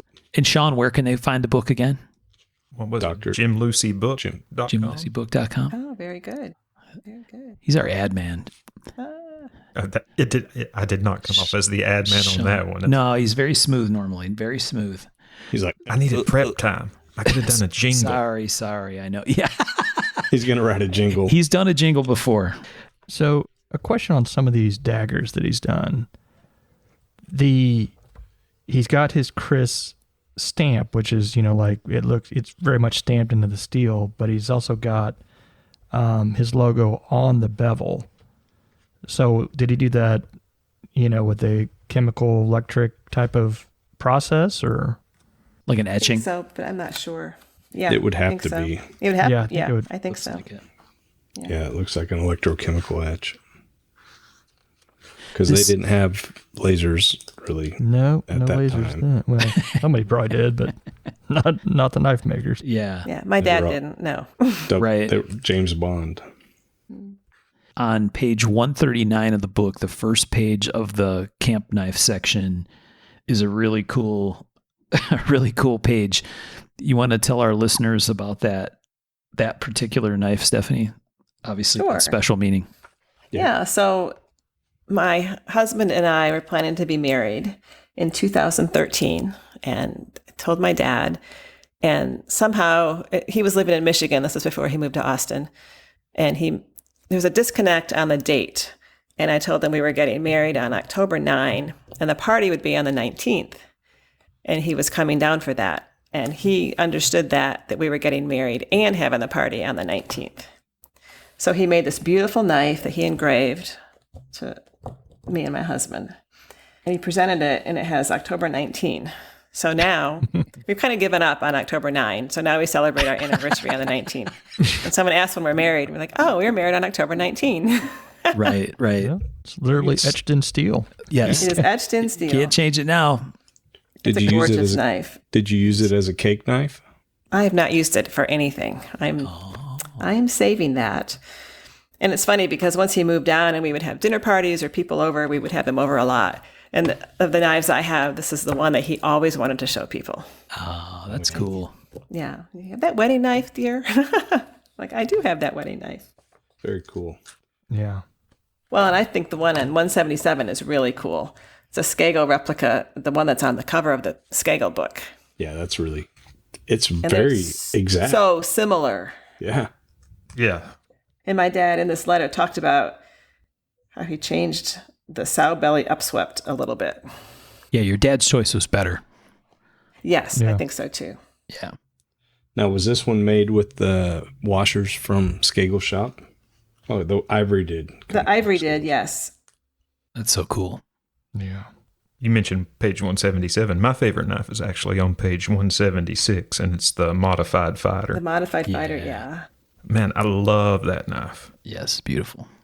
And now have a look at that, guys, and tell me if that don't remind you of the SOG Recondo Bowie from Vietnam. Yeah, that swedge kind of has the, Oh, yeah. at the Right, you midpoint. picking up what I'm putting down? Yeah. Yeah. Well, and the letter talks about the materials, if you see that. The blade's hand forged from 1084 steel. The spacers are all original Scagel materials. Yeah. Yeah. It's nice to have the letter with the knife. Absolutely. Oh, Yeah. absolutely. Provenance. Yeah, this whole book is it's fantastic. You did such a good job on it, and it's it's a fantastic tribute to your father and to knife making and to Scagel, and just I don't know. It's everyone needs this book, really. Well, hopefully people will hear about it. And if they have my dad's knives that are not in the book, they'll contact me because I would love to know where more knives are and to get photos of more of them. Oh, yeah. I don't know how else to do that. So that would be interesting. Oh, that's a great idea. And our listener base is awesome. A lot of times we'll have an episode and we'll ask a question, or a question will come up in our conversation and we don't know the answer. And we have a Facebook group, and I would say 8 times out of 10, a listener chimes in and says, "Oh yeah, I know the person that has something that knows the answer to that question." And bam, we get help. Crazy. Yes. The 4 listeners we have know a lot. They're very well informed. Yes.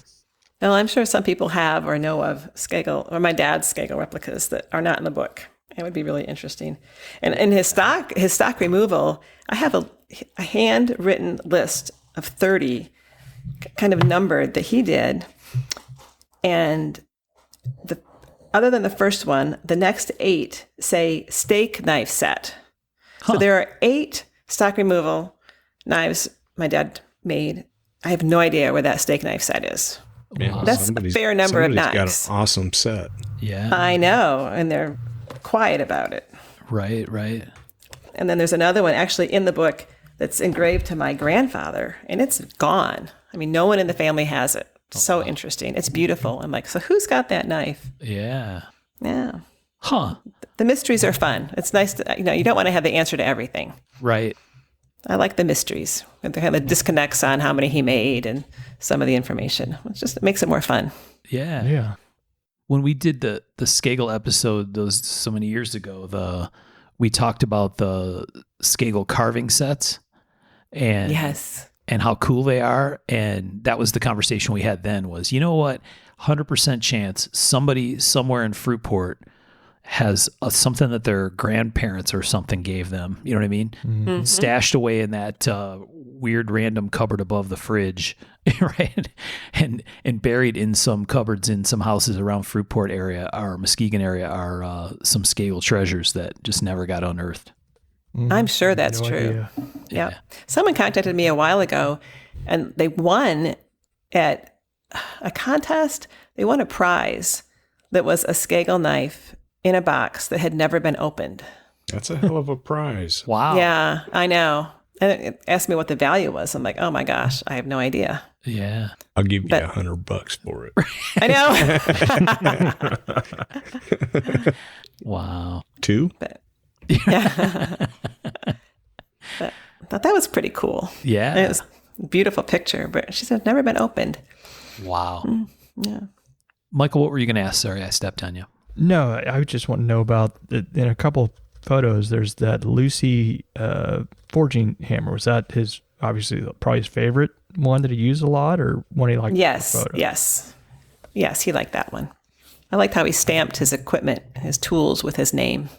Yeah, that's also a very kind of generational type of thing. My dad, my grandfather did a lot of, maybe it's because of, having kids and kind of people taking it away, but everything was stamped or marked or etched or something.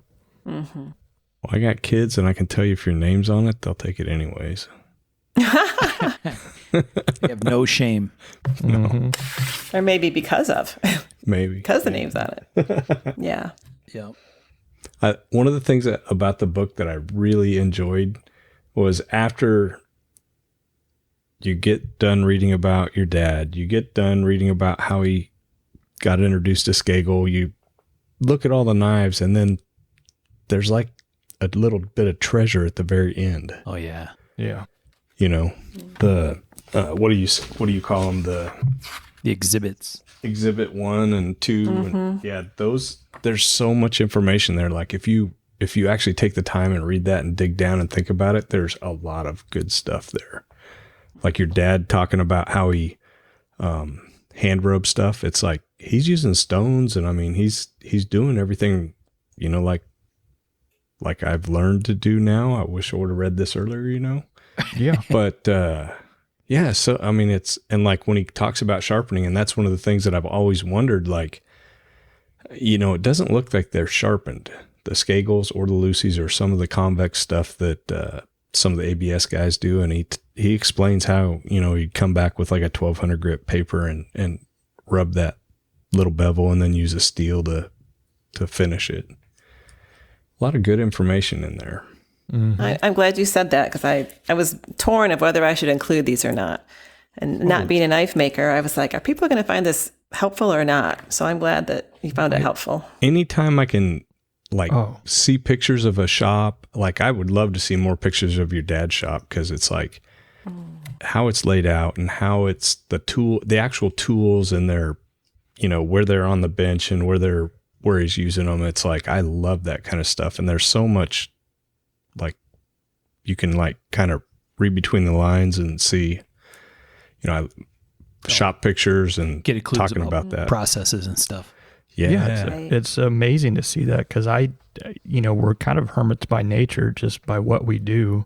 So when you see someone else's process or see how something's laid out, you might realize, oh, I've just been doing it this way because this is how I thought I was supposed to do it. Didn't even realize there's another way to do it that's better. Yeah. So any information we find about how something's done by somebody else, we soak it up and add it to our toolbox. We love that stuff. Well, especially like when Scagel was doing it, it's like, how in the hell did he do that stuff without the tools we have now? You know what I mean? It's like, Yeah. Right. same thing reading about John Browning. It's like they had a shaft through the middle of the shop with belts coming off it, just like Scagel did, you know? Mm-hmm. It blows my mind, you know? And especially I kind of fall into the trap sometimes. If I buy better tools, then it'll be easier for me. And All the that's time. usually a bunch of crap. But It's my lack of skill. It's not the tool. Yeah. I'm not. Well, it that I doesn't don't usually have. fix it. I just Nope. have to develop different skill set, you know? Yeah. Mm-hmm. But I just love those kind of inclusions, and that, to me, that inside look. And I do the same thing for my customers. I take pictures of the shop and the bench, and it's like they zoom in on stuff and they talk about stuff that I didn't even know was in the picture. So I got to be kind of careful now, because like, you know, they're like, what's that? And it's like a shop knife I made 30 years ago out of a hacksaw blade, because I just needed something crappy to scrape glue, you know? Right. And they're like, oh, what's that? And it's like, don't look at that. Look That right knife's over never here. supposed to see the light of day. Mm-hmm. So I get what they're doing, and I appreciate the inside look in your dad's shop and Oh yeah. some of the processes. Yeah, I wasn't expecting that last section of treasure, as Tom called it, right? It's like, okay, when I opened Yeah, the book, I thought I was done. started going through, I'm like, okay, the bio, awesome, super awesome, very heartfelt bio. So, you know, wonderful. And, you know, like I said to you, Stephanie, brought a tear to my eye reading some of the stuff, right? It's like, wow, okay, this is really cool. It's very personal. And then you go through the photos and the sections of the book and the hatchet, and I'm like, oh, these are fantastic. So such great pictures and stories. And then I got to that last section. I'm like, what? Yeah, I thought I What was is done, that? and it's like gold at the end. Yes, it's awesome. Yeah, those are super cool. I love the exhibit 2 where there's big letters that say good luck. I know. After all this time working a little cussing, you should be done. Yep. Ain't that the truth? Yep. He had a lot of cussing on his knives. I know that. He gets So so frustrated. I know you were going to try to figure it out, but so the first exhibit 1, it starts out when Ken Warner called and asked me to write an essay. Okay, so this was a piece that was like an article, basically, and before it got edited, I guess. I think you said, and I could see somebody turning this shorter for a magazine or a Knives Annual or something. But I love reading the unedited version. And then you said Ben Warner would have been Knives Digest. I think. Knives Digest. Okay. Yeah. And you said one of these was a lecture that he gave? No, actually, I didn't put the lecture in. So these were all for like, publication or to help, like to pass out to help people on how to make things. Okay. Yeah. Oh, super cool. He did a lecture on Scagel, but a lot of that's in the Scagel book. Yeah. It wasn't really technique. It was more History about the stuff. man. Yeah. Well, it's funny you say he did a lot of cussing on his knives. It's like, I think we all do that. And my son works in the shop, has for about 3 years, not for me, but he's learning to do his own knife work. Right. And one of the things I tell him, it's not, one of the big things in knife making is learning how to fix your mess ups, and he'll get very frustrated, and he'll leave and go home to his house for a few hours and calm down and come back. And then I can teach him, but it's true. It's very frustrating sometimes, and you have to learn how to fix the mistakes. That's all a lot of knife making is. Yeah. Or learn when to walk away. I've gotten better at that. Ben's really good at it. He gets very frustrated. No, I mean, like, set that apart. Time to make a new one. It's not going to work. Mm-hmm. Well, the knife on page 157, I remember that one. My dad wrote on the sheath, "The knife born in hell." It's carved in the sheath, and oh my heavens, it's a little different shape. And he said it was so difficult to make. He almost gave up numerous times. 150 hours to complete. That's crazy. Yeah, it's nuts. Michael's like, that's not that bad. Seems about right. Yeah, those kind of numbers on a knife, I don't understand, but right.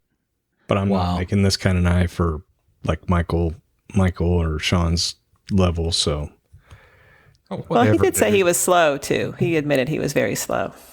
Yeah. He didn't do it to make money or to to see how many he could make, how quickly. Me neither. Did it for the love of Bill Scagel, as he said often. Oh yeah, that's very cool. Michael begrudgingly says, "Yeah, I don't do it to make money either." That's my full-time job. I do it because it's my passion. I feel it's my calling, and also I gotta feed myself and my family. My family, right? So kind of important. Yeah. And I didn't like nursing, and I don't want to go back. So yeah, there you go. Especially now, the medical establishment needs help. Yeah, my wife's a nurse. This year's 30 years, and she's like, "This sucks." Right. And my daughter's in nursing school. Oh, I cringe. Wow. Yeah. Ben's fiance is finishing this year. I've tried to talk her out of it, but no luck. She's not listening? No love. Nope. 30 years, DeRay's got to be ready to roll pretty soon. She's ready. I'm like, we gotta keep going a little longer. Yeah. Come on, Give her Tom. Little pep talk every evening. She can come in the shop with you. Nope. We tried that, and she'd get that place ship shape. I made a rule there's no crying in the knife shop, and she hasn't been back since. So. Dang. Ooh, they said no crying. I'm like, whoa, that's rough. No crying in the knife shop would be bad with your last name is Crying. Yeah, no crying. But be yeah. a great sign for your shop. I know what I'm going to get you for Christmas. I was like, I'm just trying to help. And she's like, yeah, she never came back. But because you were mean, okay? Apparently. Fantastic. Well, Stephanie, thank you again so much for taking us through this thing. I don't know, Sean or Michael or Tom, you guys have any questions you wanted to hit before we start to wrap this thing up? No, thank you. Thank you so much for doing this. No, thank you for having me. Yeah. This has been a real pleasure. Oh, yeah. No, it was fantastic just sitting and soaking it in, hearing you talk about it. Well, like I said, I got the book and read it before Mark even reached out, and I was just like, yeah, this is cool. The book's great. You did a fantastic job. I wish you would write more knife books if you... Yeah, there you go. I know you probably don't want to, but I can give you a list of names. You never know. I might want to. I enjoyed it. Oh, yeah. You never know. I've got two names that you just, when you're ready, message me. Right. You have a deal. Stephanie's very tenacious, clearly. That's right. Having the patience to put all this together and dig through a Smithsonian-esque amount of documentation to figure it all out. Got that from my dad. There you go. I wish there was some way that you could, I know you got a lot of stuff that's not in the book, that you could archive it where it was accessible. It'd be kind of cool. I don't know how that would happen, but there's so many people that have so much information like that on like the Bladesmith Society and members from way back, but they have it all on paper now, and there's no way to archive it and access it online, you know? Yeah. Oh, that's lost. It's not online anymore. I have to think That's about not that. book. Yeah, we've talked about that a little bit before, right? With the ABS, that one of the things that's fantastic is their passion for preserving the history of peace, right? And that's, I don't know, it's really important, right? There's days coming when like we talked at the beginning of the show, a lot of this stuff is just going to disappear. And for makers that never really wrote a lot down or had someone who would pick up the torch and carry it and, you know what I mean, create some kind of record, maybe they kind of disappear. So for us, that's one of the objectives. One of the primary objectives of the show is do these history episodes whenever we have the opportunity to do so, just to kind of try to help keep those people's stories alive, right? And sometimes, you know, we've taken recently to doing them where there's like, we'll each take a maker because we don't have a lot of reference material to be able to pull from, but they're makers that we think are important, that we want to recognize and talk about and maybe point people to, newer collectors who haven't been around it. And maybe we learned something in the process as well. And, you know, even if it's 30 minutes on a maker, that's probably more than it's ever been spent trying to document stuff about them. You know what I mean? So, recently, yeah. Certainly recently. Yeah. Well, the fantastic part about it is when we do something like that, then in our group or wherever, we'll get more information that we didn't have. Yes. Invariably. Right. Yeah. Or people come up to us at Blade Show or other shows and, oh, hey, I heard about this. Here's a piece of information that might be interesting. It's like, whoa, fantastic. But for knife nerds and stuff, I don't know, it needs to be recorded somehow, some way. Mm-hmm. Yeah. Any bit, all of it. All right. Well, thank you so much. Yeah. So we want to thank you. We want to thank our friends from our friends George and the guys at Giant Mouse AMX and Giant Mouse Knives and our friends on Patreon for keeping us afloat and helping keep the lights on around here and being able to bring you content like this. And again, thank you so much, Stephanie, for taking the time. It's a chunk of one of your days plus all of our setup time. So thank you so much for taking the time to chat with us. We really, really appreciate it. Thank you. Thank you. And we'd also like to talk about Steve. We had another member of the knife community pass away. If you want to talk about that for a second, Mark. Yeah, Steve Marcuso was a collector, knife dealer in later years, a big part of our USN forum kind of scene in the USN show, and was at lots of shows over the years. He and his wife, Kathy. Yep. And Steve passed here just very recently in the last few days. And so our condolences to Kathy and to his family, and he'll be missed for sure. Yeah, rest in peace. Great people. Rest in peace. All right. Well, JimLucieBook.com. That's our one last shout. We got it in at least a few times, Stephanie. Get one before they're gone. Yes. Yeah, seriously, folks, do yourself a favor. They will be gone for sure. So yeah, and mine's signed. Is yours, Tom? Yeah. Ooh. Oh. Yeah, I got mine. They're all signed. Yeah. Ah. Is our now sign I don't better, feel though? as special. That's Right. the beauty of self-publishing. You can do what you want. That's right. It's awesome. I mean, mine says, Sean, you are the best part of Mark of the Maker. I'm glad I got to send you this book. Wow. I mean, Mine does too, and it says Sean. That's weird. Yes. That sounds about right. All right. Thanks, everybody, for listening. We'll talk to you next time. thanks, folks. Thank you. Thanks all.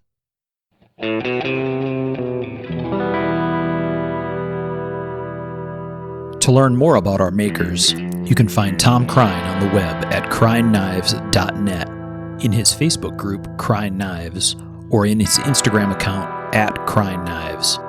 For Michael Birch, check birchtreeblades.com, Facebook group Birch Tree Blade Works, or Michael's Instagram at birchtreeblades. For myself and the Raygun Bead Project, we're on the web at raygundivision.com.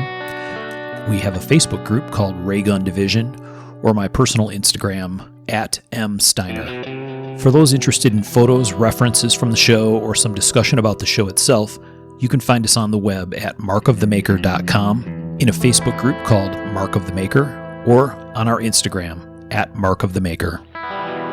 Last but not least, the ultra cool and haunting background music we use for the show is a piece called Noir Guitar by Stevie's Amp Shack, found at the Free Music Archive and licensed under Creative Commons CC BY 4.0. Thanks for listening.